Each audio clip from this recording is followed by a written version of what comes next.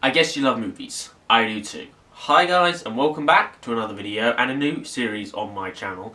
I have several segments on my channel, obviously classic movie reviews, theatre reviews, my favourite movies, Blu-ray videos, many different segments.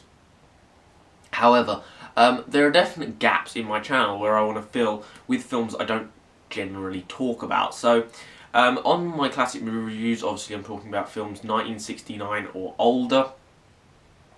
And obviously my theatre reviews are new releases, so there is a big gap in the market for more foreign movie reviews, which I definitely want to do on here, and more sort of modern films I didn't quite check out in theatres, or just films that are, pre-1969, 70s films that aren't my favourite movies of all time that I want to talk about. So this series is called Why I Love, and I'm going to talk about why I love certain films. I probably will also talk about directors here, maybe even certain techniques, scenes, and I will get into many different things on this segment. So this is going to kind of just, bring in loads of different films, loads of different things that I want to talk about that maybe I can't talk about on my other segments. So this is going to be quite a chilled out discussion of just certain films and directors and so on.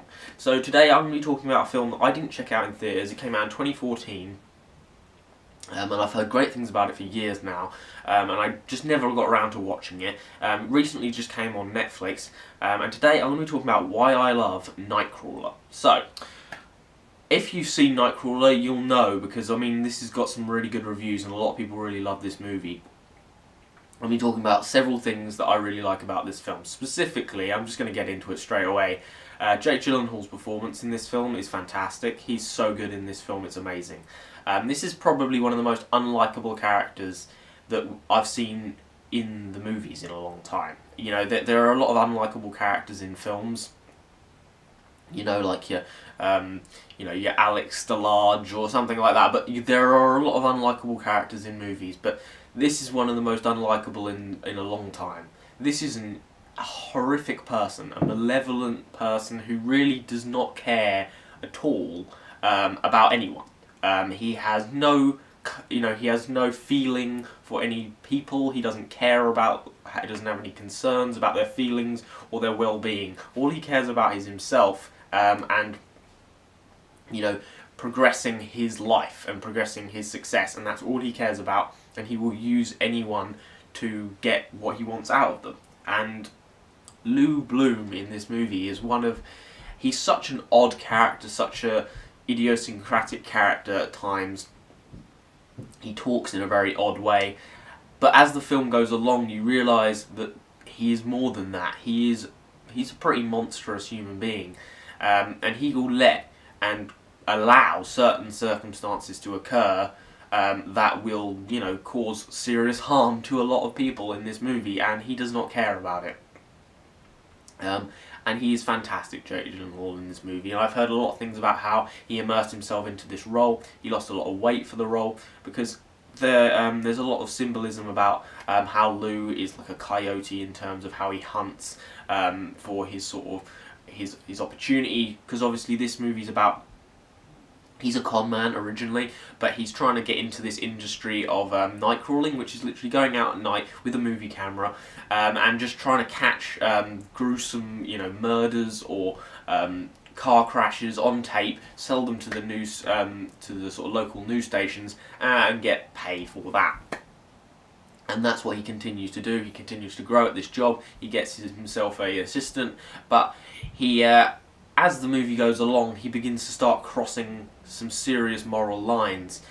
And as the movie goes along, you start to realise that Lou doesn't have any morals, and that he is completely devoid of any feeling or any sort of moral compass. And his assistant begins to struggle with this, and it's a great moral film, a morally complex film about where you can go in life and how you can actually get to places if you have absolutely no moral compass at all. And this is what Lou is. He's all ambition, no moral. And that is a scary combination. And he's a scary character, and it's a brilliant performance by Gyllenhaal. What I also really enjoy in this film is the way this movie looks. It's gorgeous looking. And I really enjoy the sort of nightlife of LA and the lights and everything about this film. It's really well shot, really well made. And I think that comes into the sort of idea of that glitz and the glamour, that success, and how Lou will do anything really to get his own success, and morals are not part of that. I really enjoyed that a lot in this movie.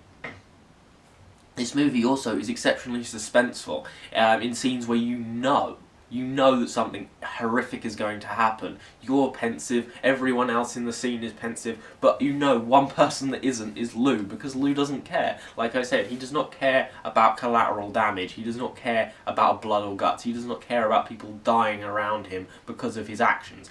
He's happy for that, because then he can take a picture of it and sell it to the news station for more money, because that's all he cares about at the end of the day. And it's terrifying to think that people like this exist, that just prey on horrible situations, and the more horrible situations that occur, the happier they become. This is a horrific character, it really is, and Gyllenhaal plays him in such a way that he is somewhat charismatic. He's so odd and weird and kind of funny that you only by the end of the film do you realise that he's more or less got everything that he wants, simply because he doesn't care about people. He doesn't like people. In a brilliant scene where he talks to his assistant about the fact that it's not that he doesn't understand people, he simply just doesn't care about them. He doesn't like them. And if he can do anything, if he can do anything against people in order to get what he wants, he will do it.